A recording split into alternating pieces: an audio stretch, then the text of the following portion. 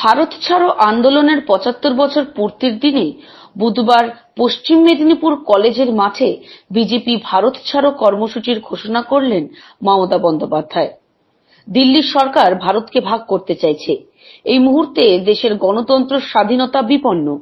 মেদিনীপুরের সভা থেকে বিজেপিকে আক্রমণ মমতা বন্দ্যোপাধ্যায়ের। ১৯৪২-এর ভারত ছাড়ো আন্দোলনের ৭৫ বছর পূর্তিতে মেদিনীপুর থেকে বিজেপিকে ভারত ছাড়ার ডাক দিলেন মমতা। এই আন্দোলন চলছে এবং চলবেও বলে জানিয়েছেন তিনি। পশ্চিমবঙ্গের মুখ্যমন্ত্রীর অভিযোগ, রাজ্যে কার্যত উধাও হয়েছে গণতান্ত্রিক অধিকার। বাড়বাড়ন্ত ঘটেছে সাম্প্রদায়িক শক্তির। প্রতিটি ভারতবাসীর মৌলিক অধিকার এখন বিপন্ন। কেন্দ্রের বিরুদ্ধে মুখ খুললেই মানুষের কণ্ঠরোধ করা হচ্ছে। দলিতদের পিটিয়ে মারা হচ্ছে, আবার সেই দলিতদের সঙ্গে ছবিও তুলে দেওয়া হচ্ছে। বাংলার মুখ্যমন্ত্রীর কথায় এটা অত্যন্ত নোংরা রাজনীতি।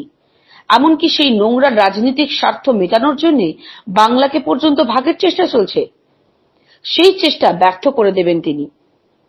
এরপরই মুখ্যমন্ত্রী বলেন, রাজ্যসভা ভোটে গুজরাটের বিজেপির হার আসলে গণতন্ত্রের জয়। প্রথমে সেখানে গণতন্ত্র বনাম একনায়কতন্ত্রের খেলা হলেও শেষ পর্যন্ত গণতন্ত্রেরই জয় হয়েছে। ভারত ভাগ হতে দেব না।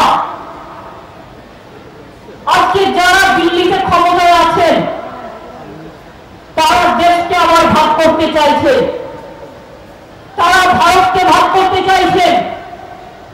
কেউ কেউ তো রাজনৈতিক স্বার্থে বাংলা ভাগও চাইছেন। আর এখানে সিপিএম আর বিজেপির কোনো পার্থক্য নেই। সিপিএম হচ্ছে ডাবল স্ট্যান্ডার্ড, হিপোক্রেটস। এক জায়গায় এক এক রকম কথা বলে। পাহাড়ে গেলে বলে বাংলা ভাগ করে দাও, আর সমতলে থাকলে বলে আমরা ওয়াক আউট করলাম। এই তো দুটো চরিত্র, যার কোনো সঠিক চরিত্র খুঁজে পাওয়া যায় না। ৩৪ বছর ধরে বাংলার বুকে বাংলাকে জ্বালিয়ে শেষ করে দিয়েছে। এই মেদিনীপুরের বুকে শুধু নরকঙ্কালের হার। এখনো পর্যন্ত মাটির নিচে কত নরকঙ্কাল পুঁতে রেখেছে তার কোনো পাত্তা নেই। নন্দীগ্রামে যারা আন্দোলন করেছিল এখনো ১২-১৪ জন লোক ফিরে আসেনি। কেউ জানে না তাদের ভবিষ্যৎ কোথায়, তারা মারা গিয়েছে না তারা বেঁচে আছে। এখনো পর্যন্ত তাদের ডেড বডি পাওয়া যায়নি। সিঙ্গুর থেকে নন্দীগ্রাম, নন্দীগ্রাম থেকে নেতাই, নেতাই থেকে নেতাই, কোথাও বাকি নেই ওদের অত্যাচারে। এখন ওদের মধ্যেই দেখবেন কেউ কেউ অনেক টাকা করেছে, টাকা বাঁচানোর স্বার্থে, সম্পত্তি রক্ষার স্বার্থে, আর নিজেকে রক্ষার স্বার্থে দিল্লির শাসক দলের হাত ধরেছে। আমি বলি, চলবে না অন্যায়, টিকবে না ফন্দি, জনগণের আদালতে হতে হবে বন্ধুই। সিপিএম জেনে রেখো, বিজেপির হাত ধরে ভারতবর্ষে বাঁচা যাবে না, আর বাংলাতে বাঁচা যাবে না। এটা রাজনৈতিক নয়, এটা গণতন্ত্রের নয়। সরকার ভালো কাজ করলে আমি ১০০ বার ভালো বলবো, সরকার খারাপ কাজ করলে ১০০ বার খারাপ বলবো। সংঘাতটা আমাদের আদর্শে, সংঘাতটা আমাদের দর্শনে, সংঘাতটা আমাদের চিন্তনে, সংঘাতটা আমাদের মর্মে। ব্যক্তিগতভাবে আমার কোনো শত্রুতা কারোর সাথে নেই, কিন্তু বলেন তো, দরিদ্রের পিছিয়ে মারবো আর 5 স্টার হোটেলের খাবার নিয়ে দলিতের বাড়ি গিয়ে লোক ডাকিয়ে খেয়ে ছবি তুলবো, এই রাজনীতিকে দলিতদের ভালোবাসা যায় না। আদিবাসীদের জমি কিনে নেব। আমি যাচ্ছি ঝাড়খণ্ডে। কেন যাচ্ছি? আদিবাসীদের জমি কিনে নেওয়া হচ্ছে এবং আগামী ৩১ তারিখে আমাদের প্রোগ্রাম আছে ঝাড়খণ্ডে। আমি ২৭ তারিখ বিহারের প্রসাদ যাদবজির পাটনার র্যালিতে যাব। ৩১ আগস্ট ঝাড়খণ্ডে আদিবাসীদের সমর্থনে র্যালি করতে যাব। আমার এই প্রোগ্রাম চলবে। তাই আপনাদের বলে বন্ধু, ভারত ভাগ করার খেলা আমরা করতে দেব না। আমরা দেখেছি ভারতবর্ষের রাজনীতিতে, গণতান্ত্রিক রাষ্ট্র, কেউ ক্ষমতায় আসবে, কেউ ক্ষমতা থেকে চলে যাবে। কিন্তু এটা কি হচ্ছে যে ক্ষমতায় যারা থাকবে শুধুমাত্র তারাই থাকবে, আর ক্ষমতায় যারা থাকবে না বিরোধী দল, তাদের কণ্ঠ রোধ করতে হবে, তাদের মুখ বন্ধ করে দিতে হবে। আজকে শাসক দলের আন্ডারে ভারতবর্ষ বিপন্ন, ভারতবর্ষের গণতন্ত্র বিপন্ন, ভারতবর্ষের জনগণ বিপন্ন। স্বাধীনতা বিপন্ন, মানুষের অধিকার বিপন্ন, মানুষের ব্যক্তিগত অধিকার বিপন্ন। তাই আমাদের স্লোগান ৯ আগস্ট বিজেপি ভারত ছাড়ো, সাম্প্রদায়িকতা ভারত ছাড়ো এবং অসহিষ্ণুতা ভারত ছাড়ো। এই আন্দোলন আমাদের চলছে এবং চলবে। আজ থেকে শুরু হয়েছে মেদিনীপুরের মাটিতে। আগামী ৫ই সেপ্টেম্বর পর্যন্ত ব্লকে ব্লকে, বুথে বুথে, জেলায় জেলায়, বিধানসভায় যে এলাকা, সেখানে মিছিল মিটিং চলবে। ৫ই সেপ্টেম্বর টিচার্স ডে, ফার্স্ট ফেজের প্রোগ্রাম কমপ্লিট হবে। তারপর আবার সেকেন্ড ফেজের প্রোগ্রাম ভাইফোঁটার পর থেকে আমরা শুরু করব। তার কারণ পুজো এসে যাবে এবং পুজোর সময় আমরা কেউ কোনো প্রোগ্রাম করি না। একদিকে পুজো থাকবে, অন্যদিকে মহরম থাকবে। শান্তিপূর্ণভাবে সমস্ত কিছু পালন করবেন। 14 তারিখে জন্মাষ্টমী আছে, সবাই মিলে সুন্দর করে জন্মাষ্টমী পালন করবেন। ফ্রিডমের মিডনাইট পালন করবেন 14ই আগস্ট। 14ই আগস্ট আমার কন্যাশ্রী দিবস বটে। 15ই আগস্ট স্বাধীনতা দিবস, মর্যাদা সহকারে স্বাধীনতা দিবস পালন করবেন। 28শে আগস্ট ছাত্র পরিষদের তৃণমূলের প্রতিষ্ঠা দিবস, ওই দিনটা ভালো করে ছাত্র পরিষদের প্রতিষ্ঠা দিবস পালন করবেন। আমি এখনো আপনাদের বলি, কালকে গুজরাট আপনারা দেখেছেন, সারা রাজ্যে গণতন্ত্র বনাম একনায়কতন্ত্রের খেলা হয়েছে এবং আমরা খুশি যে আলটিমেটলি গণতন্ত্র জয়ী হয়েছে। এটাই ভারতবর্ষের সবচেয়ে বড় সহিষ্ণুতা, এটাই ভারতবর্ষের সবচেয়ে বড় শক্তি। আগামী দিনে মনে রাখবেন, জোর করে ডিমনিটাইজেশন, নোটবাতি, নোটবন্দি থেকে জনগণবন্দি, আবার জিএসটির নামে জনগণকে কারাগারে পাঠানোর ব্যবস্থা করা হয়েছে। নোটবন্দি থেকে জিএসটি বন্দি। কখনো কখনো বলে গরিব লোকেদের স্বার্থে করেছি। কোন গরিব লোক? কারা গরিব বন্ধু? গরিব মানুষরা চিনি পেতে গেছে। আপনার সরকার, কেন্দ্রীয় সরকার, দিল্লির সরকার বন্ধ করে দিয়েছে।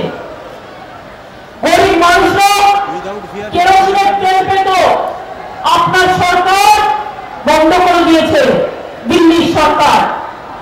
গরিব মানুষরা বলছে আইসিডিএস এর মেয়েরা আমার কত কাজ করতো, মানুষরা কিছু বলেছে। আগে 90% কেন্দ্র দিত, আমরা দিতাম 10%। এখন বলে দিয়েছে 90% রাজ্য দেবে, কেন্দ্র 10% দেবে। তার মানে প্রজেক্টটা তুলে দাও। আমি কি করে তুলে দেবো? আমার লক্ষ লক্ষ ভাই বোনের এই কাজ কি করে?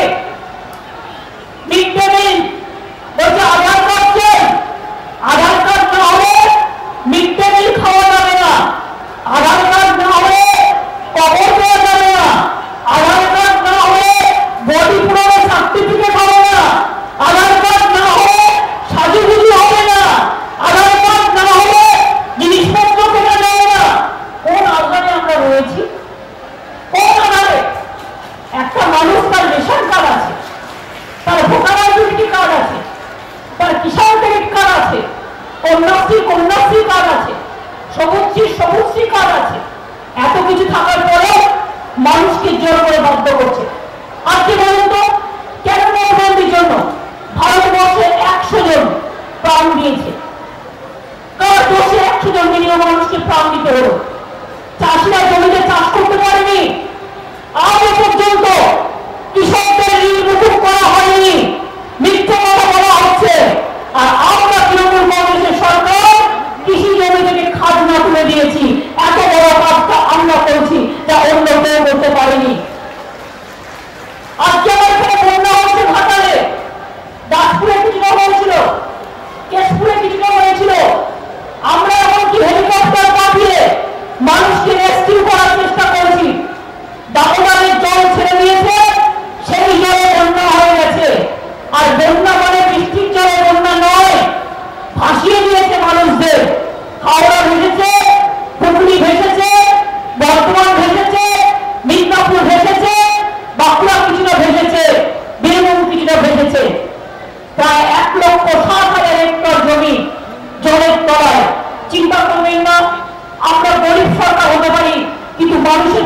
প্রতিবার যখন আমরা দাঁড়িয়েছি এবারে মানুষের পাশে আমরা সেরকম দাঁড়িয়ে মানুষকে সাহায্য করব। আমি জানি রাস্তাঘাট ডুবে গেছে, রাস্তাঘাট ডুবে গেছে, ব্রিজগুলো উড়ে গেছে, ঘরবাড়িগুলো ভেঙে গেছে, কৃষকের খেতে যান ধান নষ্ট হয়েছে, পানের বড়ই নষ্ট হয়েছে। চিন্তা করবেন না, আমরা সরকারের পক্ষ থেকে যতটুকু যা সাহায্য করার আমরা সবাইকে নিয়েই করব। আমি একটা কথা বলি বিজেপি সরকারকে, ব্যাংকে ডিমনিটাইজেশনের নামে প্রায় 45,000 কোটি টাকা জমা হয়েছিল, সেই টাকাগুলো আজও সেইভাবে পড়ে আছে কেন? সঠিক তথ্য চাই।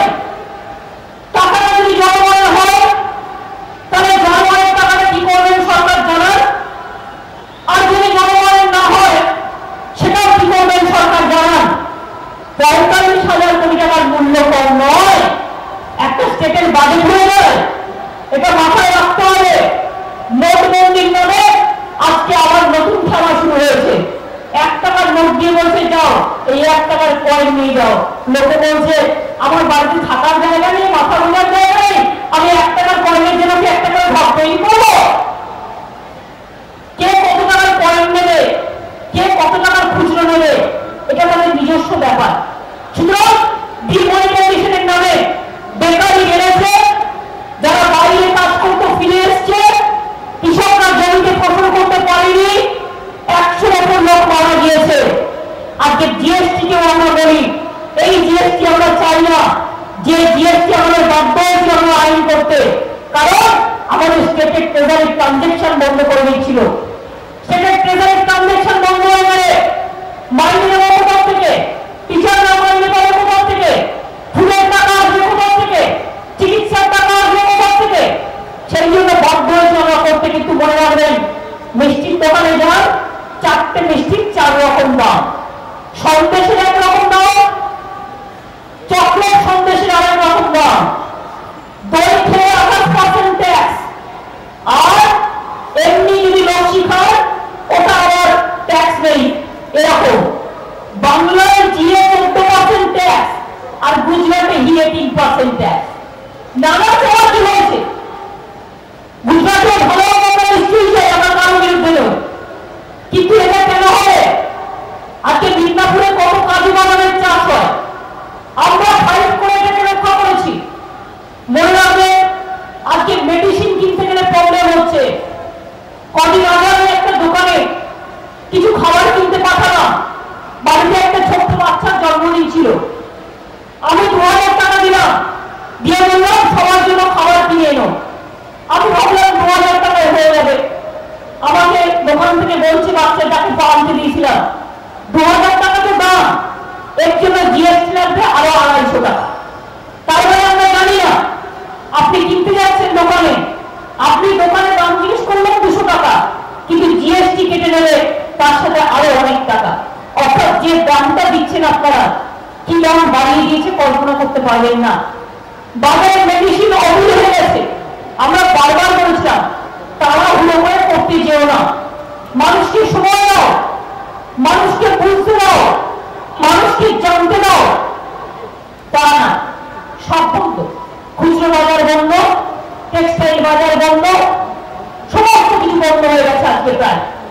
আজকে দোকানদার বেচারা একটা মুদির দোকান 50 পয়সা দিয়ে একটা জিনিস কিনতে যাবে, সেটাও তাকে জিএসটির মধ্যে ঢোকাতে হবে, আর না ঢোকালে 3 মাস বাদে তাকে অ্যারেস্ট করে নিয়ে চলে যাবে।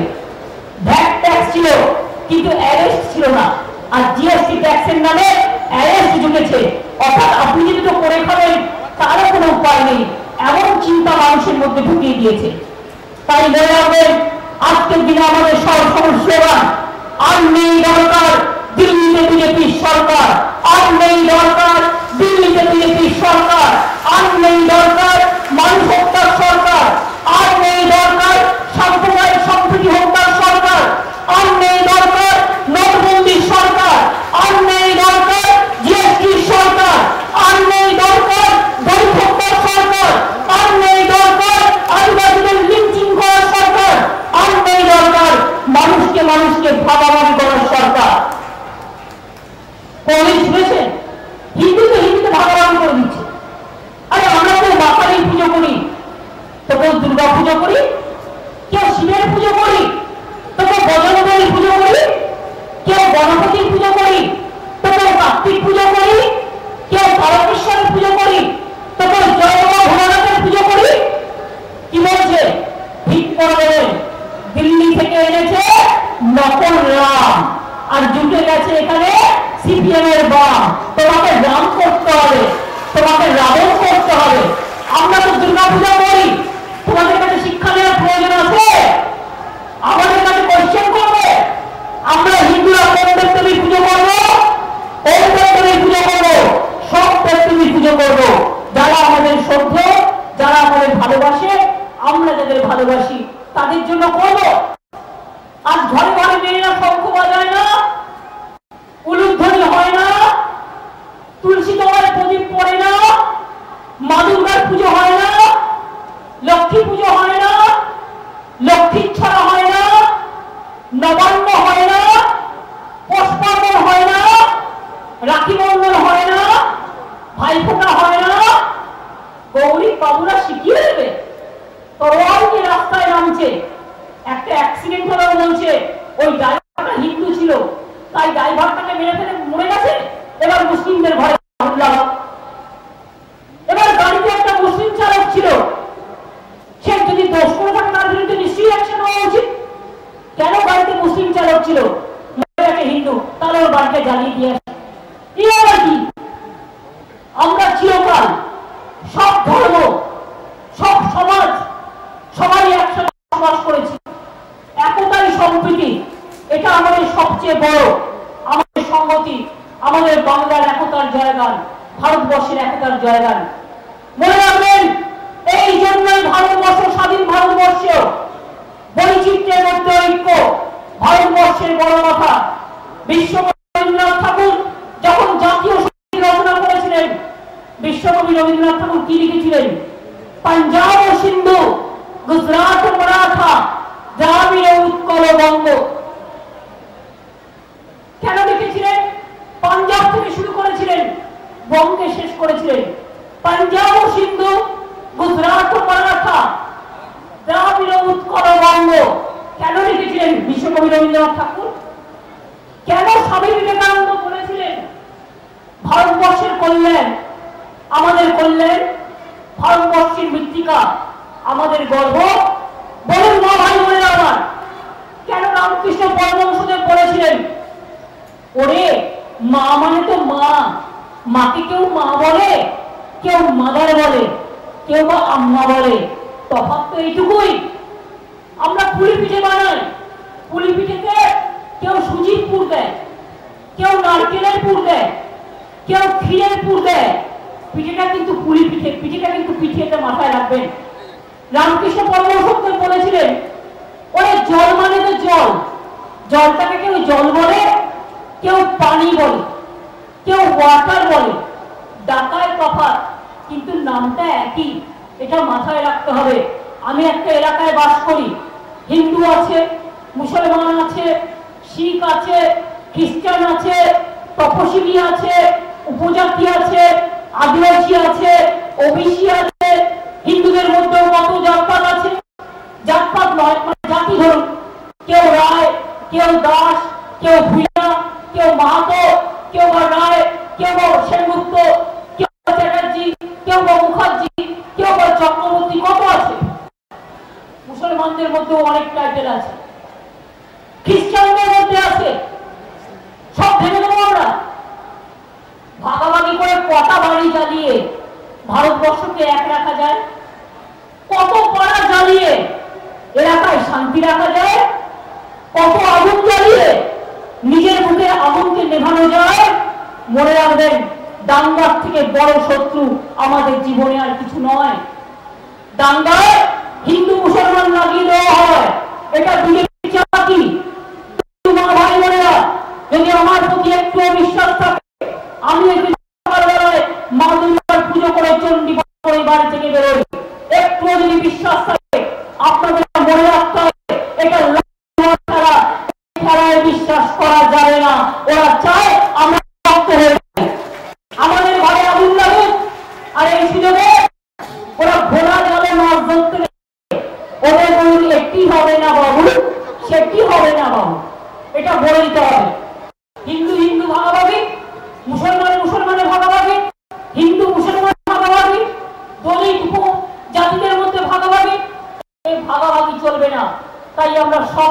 পারলেও ভারতবর্ষকে ভাগ করতে দেব না, ভারতবর্ষকে খণ্ডিত করতে দেব না। আজকে কেন ভুলে যাচ্ছেন বিজেপি বন্ধুরা? পাহাড় নিয়েও আপনারা খেলা করেছেন। দার্জিলিং আমাদের একটা ইন্টারন্যাশনাল ব্র্যান্ড, আমরা কত ভালোবাসি দার্জিলিং। বাংলাকে ভাগ করতে হবে, ভারতবর্ষকে ভাগ করতে হবে। আমরা পরিষ্কার করে দিই, এই ভাগাভাগি খেলা চলবে না। তাই আমাদের সফলের পরিচিত স্বাক্ষরে নতুন সূর্য শিখা জ্বলবেই, আমাদের সংগ্রাম চলবে।